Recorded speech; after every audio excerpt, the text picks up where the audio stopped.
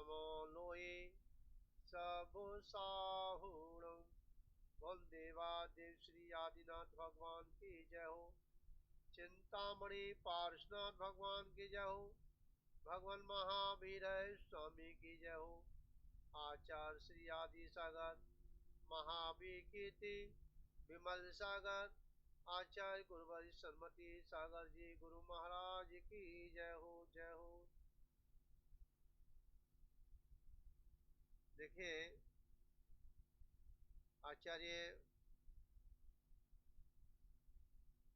देवसेन जी गुरुदेव यहाँ तत्वसार के उसे बताते हुए समझाते हुए उन्हें सुबह बहुत अच्छा, क्योंकि यहाँ ध्यान का विषय चल रहा है कि हमको ध्यान कैसे करना चाहिए और उस ध्यान की उपलब्धि क्या है। तो आचार्य भगवंत यहाँ दर्शा रहे हैं। सुबह भी उन्होंने बताया जैसे कोई पुरुष तरह के योग से पानी और दूध के विषय के बारे में बताया, जैसे दूध और पानी एक साथ होने पर परंतु ज्ञानी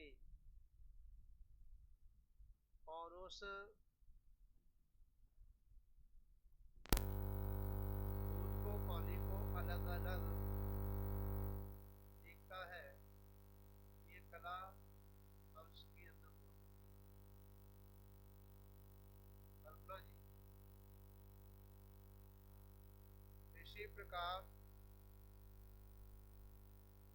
इस आत्मा के जो जानकार है, आत्मा को जानने वाले हैं, आत्मा को देखने वाले हैं, वह भी इस आत्मा को और पुद्गल को अलग अलग देखते हैं और इसी का नाम ध्यान होता है। समझ गया? कोई मंत्रों के द्वारा उस आत्मा को पुद्गल को अलग करने का प्रयास करता है, कोई महान पुरुषों के चिंतन में लेकर के उनका जीवन काल शरीर को देख करके और वह अपनी आत्मा को मिलान करते हैं। ऐसे महान पुरुष महान आत्माएं उन्होंने अपनी आत्मा को अलग किया, पुद्गल को अलग किया। ध्यान से पुद्गल और जीव का और उसी प्रकार कर्म और जीव का भेद करना चाहिए, जैसे दूध और पानी का किया। कल्पना जी, जैसे दूध और पानी को अंश रूपी एक दूध और पानी को अलग कर देता है, इसी प्रकार ज्ञानी अपने ध्यान के माध्यम से, अपने उपयोग के माध्यम से इस आत्मा को और पुद्गल को अलग कर। ऐसा कोई जीव नहीं जो कि उसे अपनी आत्मा को परमात्मा ना बनाने का भाव बनाता। प्रत्येक जीव चाहता है कि मेरी आत्मा परमात्मा बने। ऐसा कोई जीव है जो भगवान का दर्शन करना नहीं चाहता हो? मेरे अंदर नहीं। अज्ञान से अज्ञानी व्यक्ति वो भी चाहता है कि मुझे उस शक्ति की प्राप्ति हो जाए, समझा, वो सुख की प्राप्ति हो जाए। देखिए चींटी होती है और चींटी भी उस पीड़ा पीड़ा से बचने के लिए वो अपना बचाव करते, मतलब वो भी कहती है कि मैं सुखी रहूं, मेरे जीवन में जो दुख आ रहे हैं, जो पीड़ा हो रही है, ये मेरे जीवन में ना हो। क्या समझ आ जाए?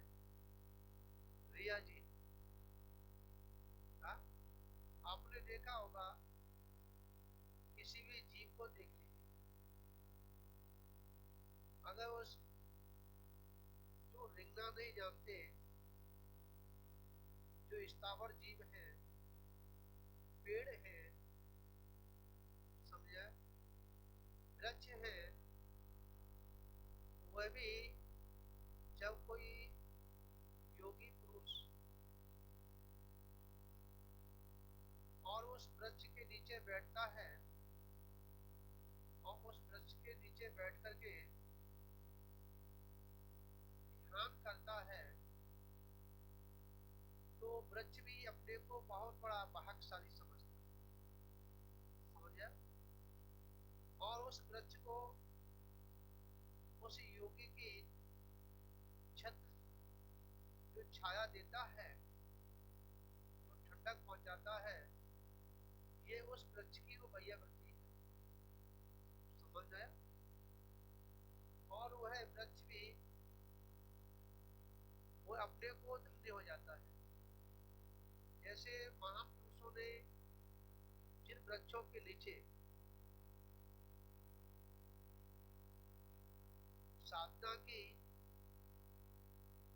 और वह वट वृक्ष आज जगत पूज्य हो गया। प्रयाग में जो वट वृक्ष है, जो कि आज पूरा जगत उसको देखने के लिए और उस वृक्ष से वह ठंडक प्राप्ति के लिए आज फेमस है। कहाँ पर? प्रयाग का, समझे, क्योंकि उस वृक्ष के नीचे आत्मा भगवान ने दीक्षा को ग्रहण किया। क्या किया था? समझ गया। तो वृक्ष भी उस योगी की तपस्या के माध्यम से और उसके संपर्क में आने से वृक्ष भी पूज्य हो जाता है। भला उसके भी पुण्य इतना तीव्र होता है कि लोग उसकी मनोती मांगते हैं और उसकी पूजा करते हैं। विचार करना, जिस पहाड़ी से, जिस पर्वत से, जिस नदी से या जिस तालाब से जिस योगी ने अपना संपर्क किया और वह पर्वत पवित्र, क्या हो गया? पवित्र। आज जिस चंबल की घाटी पर आज ये क्षेत्र बना हुआ है, जिसे मैं जानता हूँ सभी लोग महामृत्युंजय के नाम से ये विख्यात, लोगों के ध्यान में, लोगों के विचार में आता है ये महामृत्युंजय क्यों रखा, क्या कारण? ये हमने नहीं रखा, यह महामृत्युंजय इस मिट्टी पर ऐसे साधक ने, ऐसे योगी ने अपना ध्यान,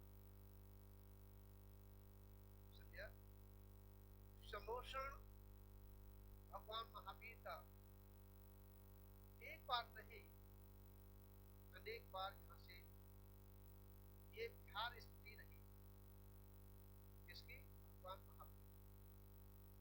अब भगवान महावीर की नहीं, कितने तीर्थंकर, कितने महापुरुष ठीक है इस मिट्टी से स्पर्श करके निकले, ऐसा योग आया कि इस मिट्टी ने जो उन संचय इतना तीव्र आया कि जहां कोई ठहर नहीं सकता था, कोई रुक नहीं सकता। आज वहां पर धर्म की चर्चा हो रही है। करुणा जी समझ में आ रही है? आपने भी पहले जब सुना होगा चंबल की घाटी पे क्षेत्र बना है तो आपको भी झुमका लगता है, क्योंकि चंबल की घाटी बदनाम थी और चंबल का नाम बिगड़ा हुआ नाम है। वैसे देखा जाए इस चंबल का नाम चरुणानवती है। क्या नाम है? चरुणानवती है, क्योंकि यह है माटी जहां कहीं पर सहारा नहीं मिलता है, उनको यहां सहारा। समझ आया? जहां कहीं पर संसार में भटके हुए जीव और उनको जहां उनकी इच्छाएं पूर्ण नहीं होती, वह जरूर, क्योंकि यहाँ जैन धर्म का नहीं, यहाँ सनातन धर्म का भी अस्तित्व है। जैसे एक साधु की यह तपस्या विष्णु धर्म से थी, जहाँ उनका आश्रम बना हुआ है, पास में ही है, और एक पानी आता था, बाढ़ आ रही थी, और एक जो है साधु महात्मा लकड़ी पे बैठे हुए और नदी से निकल रहा। उसने कहा कोई है जो कि मुझे पानी पिला जाए। क्या कहा? उस महात्मा ने कहा कि कोई है कि मुझे पानी पिला जाए। परंतु ये आवाज जब इसी चंबल की घाटी में बना हुआ उनका एक स्थान, वहां पे वो उनकी साधना थी,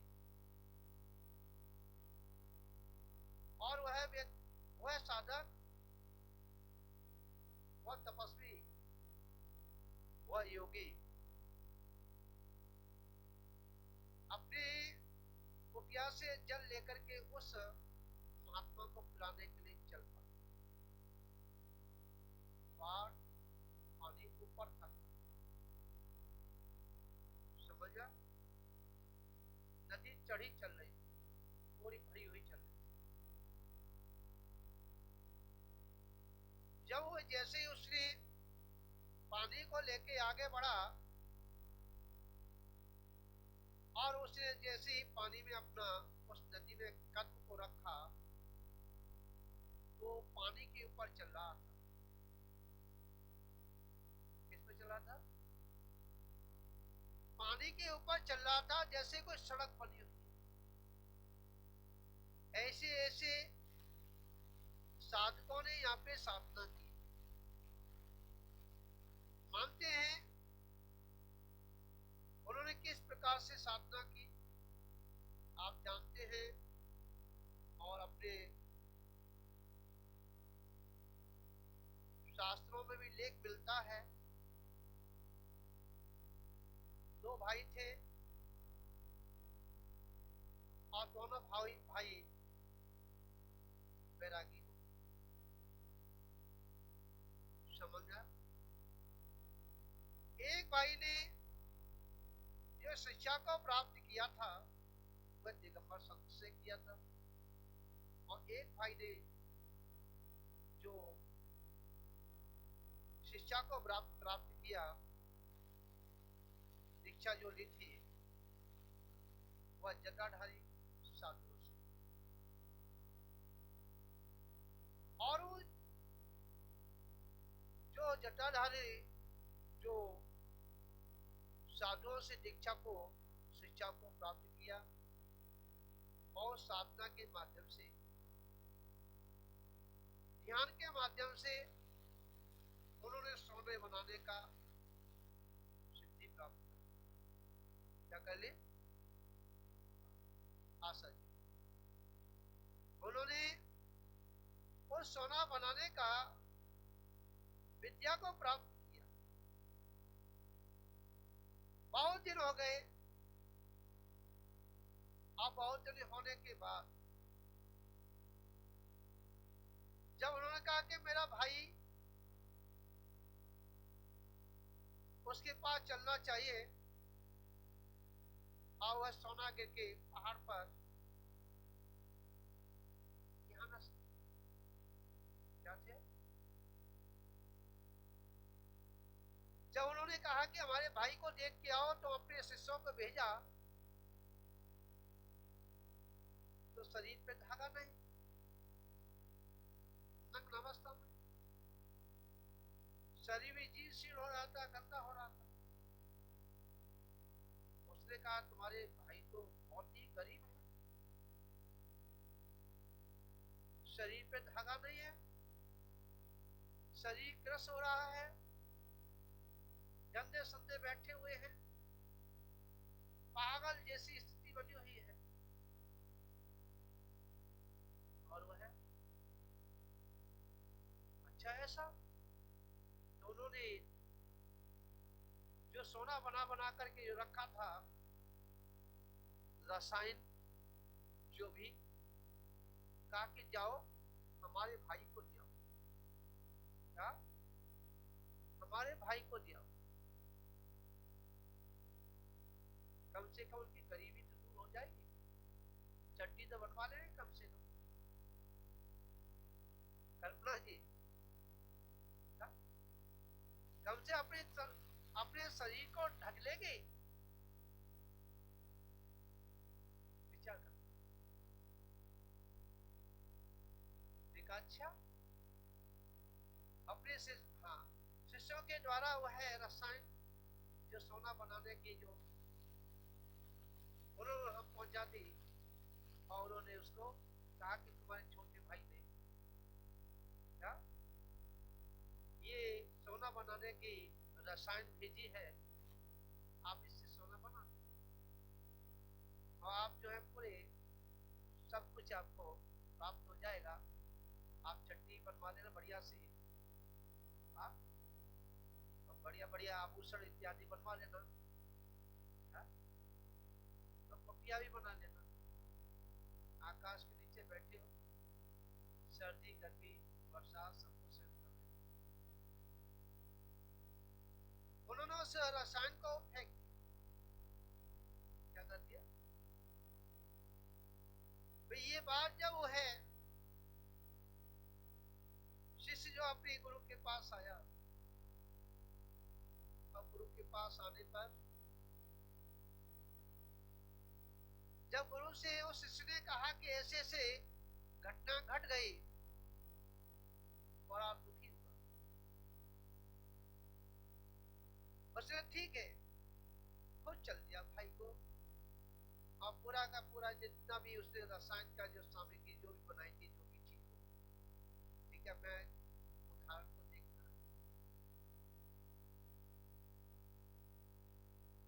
तो वही रसायन अपने भाई के पास लेके जैसे पहुंचा, और कहा कि भाई तुम इतनी गरीब स्थिति में आपने क्या तपस्या की, आपने कोई सिद्धि देखी? मैंने सिद्धि की, देखो मैं सोना बना, क्या बनाता हूँ करुणा जी, मैं सोना बना, मैंने सोना बनाने की एक कला सीखी है, मैं इतनी साधना की है, बहुत बहुत ऊंची ऊंची बात करना उसने अपने भाई से प्रारंभ किया। भाई शांति से बैठा, उसने जवाब, उसने भाई देखो ये रसायन मैं आपको देता हूँ। और उसने भाई ने क्या किया, पेड़ से उसे लुढ़का दिया, वो फेल गया। जब वो पूरी रसायन फैल गई, बड़ा दुखी हुआ। अरे भाई तुमने क्या कर दिया, मेरी पूरे जीवन की मेहनत तुमने समाप्त क्या कर दिया। पूरी मेहनत मैंने उस तपस्या से इतनी उस साधना को किया, रसायन बनाया, वो सोने बनाने का मैंने वह कला को सीखा, परंतु वह सब समाप्त आपने एक क्षण में ही समाप्त कर दिया। बड़ा दुखी। अच्छा, उसके बड़े भाई ने अपने कमंडल से पानी निकाला और जिस पहाड़ी पर वो तपस्या कर रहे थे, जिस पहाड़ी पे बैठे थे, आकाश के नीचे बैठे थे, नीचे पहाड़ी थी, ऊपर आकाश था, और चारों दिशाएं समझा खुली हुई। जैसे ही कमंडल से पानी को निकाला और पहाड़ के पास डाल दिया, वो पहाड़ जो सोने का क्या हो गया, क्या होगा, क्योंकि जो ज्ञानी पुरुष हुआ करते हैं वो कभी दिखावा नहीं करते। समझ आया। जो महान पुरुष हुआ करते हैं कभी किसी के सामने जाकर के बड़ी बड़ी बातें नहीं करते। उसने क्या किया, पूरा जीवन निकाल दिया सोना बनाने के लिए। अरे इतना तेरे जीवन निकाला अपनी आत्मा का, अगर चिंतन करता, आत्मा का ध्यान करता, हाँ, तो ये पूरा का पूरा विश्व जो है, हाँ, जितना सोना है तेरे चरणों में आके सुनते ही आकर के लक्ष्मी जो है, जहाँ से सोने की प्राप्ति होती है, ऐसी खदान तेरे चरणों में आकर के पड़ी जाती। समझ गया। उसकी आंखें खुल गई। हाँ, पश्चाताप करने लगा, मैं क्या समझ रहा था अपने भाई को।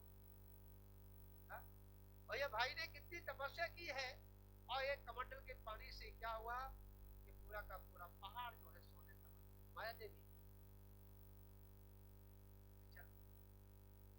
जो आत्मा का जो ध्यान करता है, जो आत्मा को परमात्मा से जोड़ने की कला जिसके पास है, एक बार बोलते भिक्षुक से श्रावक ने पूछा कि आपको आत्मा की परमात्मा कैसे बनाया था, आत्मा के बारे में।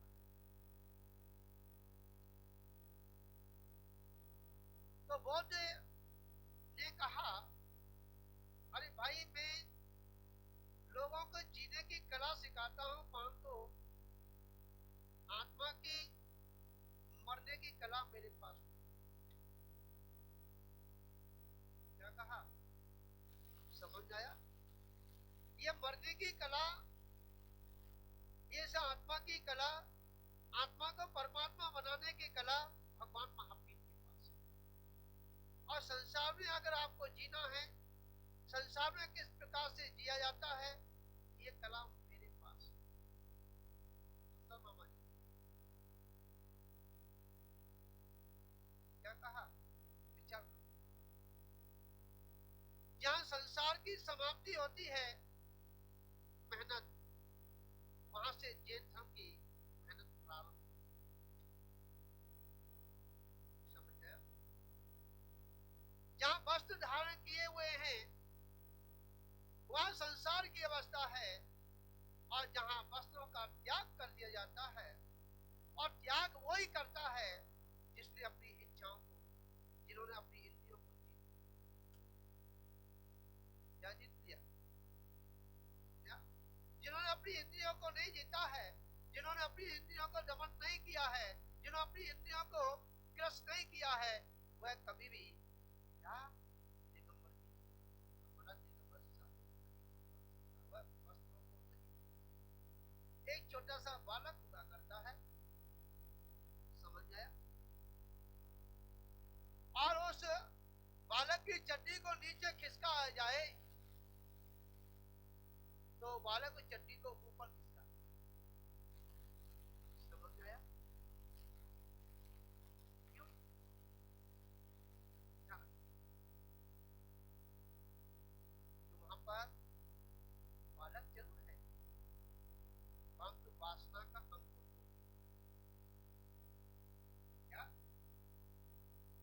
वासना का अंकुर फूट चुका है, और जब वासनाओं का अंकुर जब फूटना चालू हो जाता है, उस वासना को ढकने के लिए वस्त्र की आवश्यकता पड़ती है। और जहां वासना है, वहां संसार की बदबू है, और संसार की बदबू में आत्मा का ध्यान नहीं कर सकते।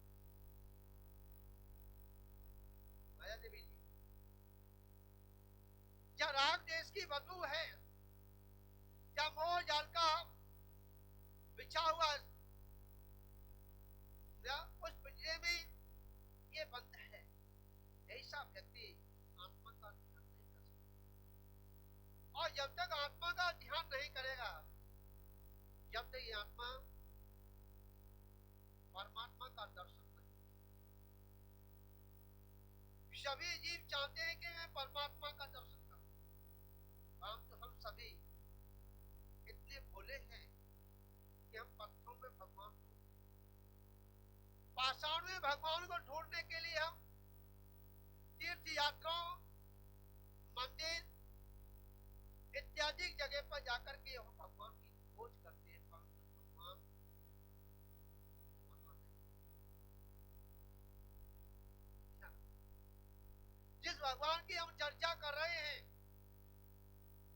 उस चर्चा से मात्र हमको स्वर्ग मिल सकता है, भौतिक वस्तु हमको प्राप्त हो सकती है, हमारे शरीर के सुख सुविधाएं मिल सकती हैं, इंद्रियों की सुविधाएं हमको मिल सकती हैं, परंतु आत्मा की शांति की राह नहीं मिल सकती।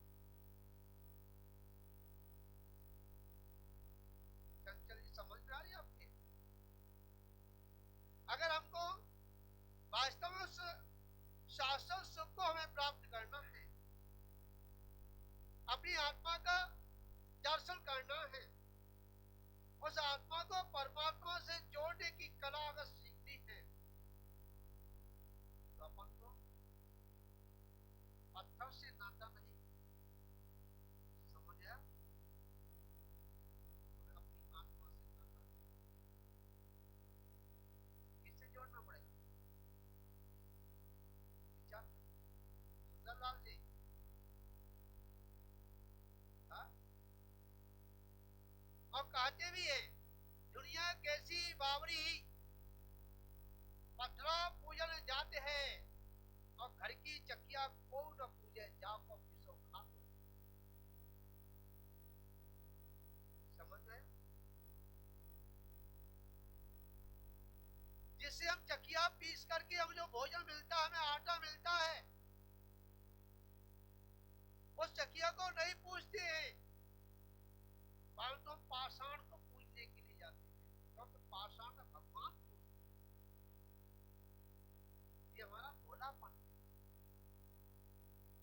परंतु भगवान, जहां भगवान को देखने के लिए जा रहे हैं, उस पाषाण की प्रतिमा को देख करके और वह प्रतिबिंब प्रतिभा अपनी जागृत न हो, तो हम अनादिकाल से पाषाण को पूजते चले आ रहे हैं, पाषाण में भगवान की खोज करते चले आ रहे हैं। क्या हम तो अभी तक हमको भगवान नहीं मिला है, वो आगे भी मिलने वाला नहीं। ध्यान रखना, आचार्य भगवान कहते हैं, बिना लाठी के पार भी नहीं चढ़ सकते। क्या बिगर लाठी के हम पहाड़ भी नहीं चढ़ सकते, अंधेरी रात में बिगर दीपक के नहीं हम रास्ता पार कर सकते। समझ आया? इसी प्रकार हमें अपनी आत्मा को परमात्मा बनाने के लिए पाषाण की प्रतिमा की अलग क्या क्या है, बिगर हम पाषाण की प्रतिमा की दर्शन किए तो अपनी आत्मा का भी दर्शन।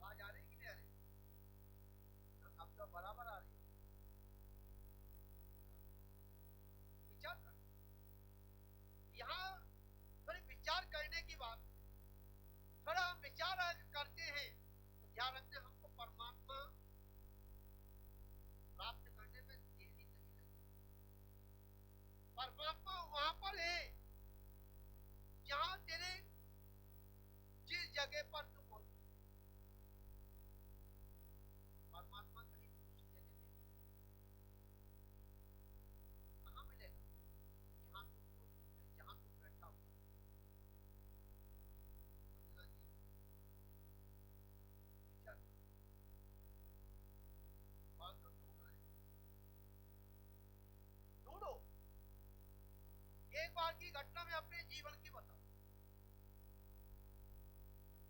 एक दिन किसी काम के लिए साइकिल पर कुछ सामान खरीदने के लिए जा रहे थे।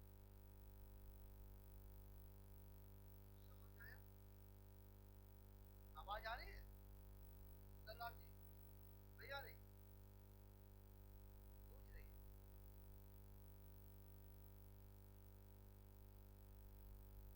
तो क्या है कि एक दिन साइकिल पे ही कुछ वस्तु खरीदने के लिए जा रहे हैं। अभी की बात नहीं कर रहा, बहुत पहले की बात कर रहा। अभी तो महाराज साइकिल चलाते हैं और बोले हो ना, हम कहते हैं कि महाराज साइकिल चलाते हैं। हाँ? उस समय की बात कर रहा हूँ जब आपके बीच में समझा। तो क्या है कि साइकिल पे सवार होकर के साइकिल के पेडल चलाते हुए हैंडल पकड़ के कुछ वस्तु खरीदने के लिए जा रहे हैं। और एक चौराहे पर एक व्यक्ति मिलता है। उसने कहा, ऐसी चर्चा चली, उसने कुछ पता पूछा कि ये रास्ता किधर नहीं है, और उसने ऐसा दिमाग कर दिया। एक व्यक्ति आया, उसने उसे चरण छुए, उसे दर्शन परमात्मा का दर्शन करा दिया। दूसरे और आ गए, और एक गुरु जी कहते हैं उसको देखते रहे। आखिर में क्या हुआ? परमात्मा की खोज यहाँ से ही परमात्मा को मिले। क्या करें नंदलाल जी? परमात्मा की खोज के लिए, परमात्मा की प्राप्ति के लिए, परमात्मा का दर्शन करने के लिए हमने कि हमें भी करा दो। हो जाएगी, हो जाएगी। मत करो, पहले इनका करो। उसने एक झोला लिया, उसका जो भी सामान था उस झोले में रखवा दिया और कहा कि तुम उधर जाओ और तुमको परमात्मा लौट के आएंगे, तुम परमात्मा को आया, उसको परमात्मा को समझा। क्यों? उससे जुड़ूं का रखने वाली बात नहीं करना।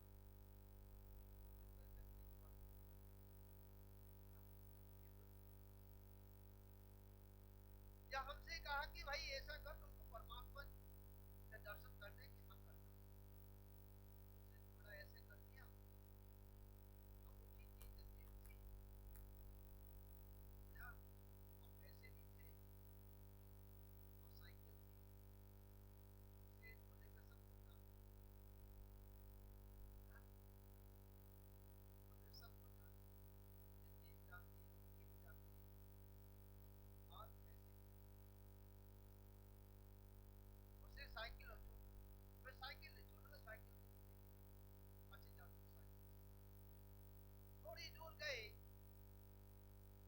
थोड़ी पीछे मुड़ के देखा, वो नहीं दिखा। फिर ये काम पीछे जब तक हम दौड़ते आए तो गायब। समझा? क्या बात? आवाज की आवाज नहीं होती।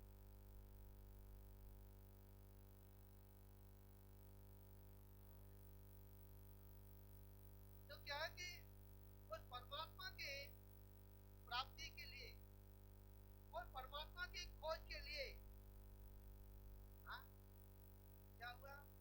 या तो परमात्मा मिला, या जरा चेन चली गई, चेन हो गए, अंगूठी चली गई, हाँ, आप ऐसा, हाँ, ये संसार है। और संसार में ठगने वाले, भटकाने वाले बहुत से प्राणी, बहुत से, क्या, अनेक अनेक भगवान के रूप में ला करके भोले प्राणियों को, भोले जीवों को भटकाने का उनका ये एक तरह का व्यापार बन गया। और उनको किनारा,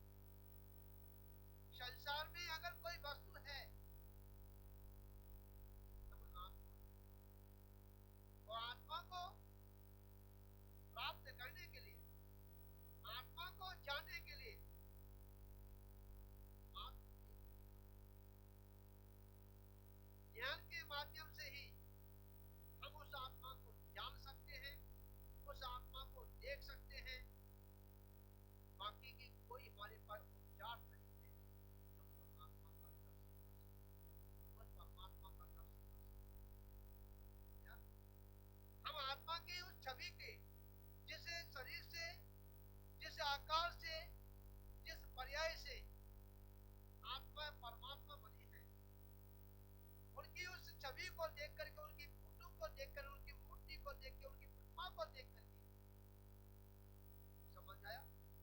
वो पाषाण की प्रतिमा को देख करके जब इतनी विशुद्धि आती है, जब उन प्रतिमा को देख करके उनकी छवि को निहारने से इतना पुण्य का तीव्र उदय हो जाता है, जो कि नरक और त्रियंश पर्याय का छेदन हो जाता है, वहां नहीं जाते हैं, स्वर्ग और मोक्ष का मार्ग खुल जाता है। सुंदरलाल जी, जब साक्षात अपनी आत्मा का दर्शन करेंगे, जब साक्षात अपनी आत्मा का ध्यान करेंगे, जब अपनी उस आत्मा को परमात्मा स्वरूप देखेंगे, हाँ, कितना तीव्र आपके पास पुण्य का संचय है। हाँ? जब पड़ोसी के माल को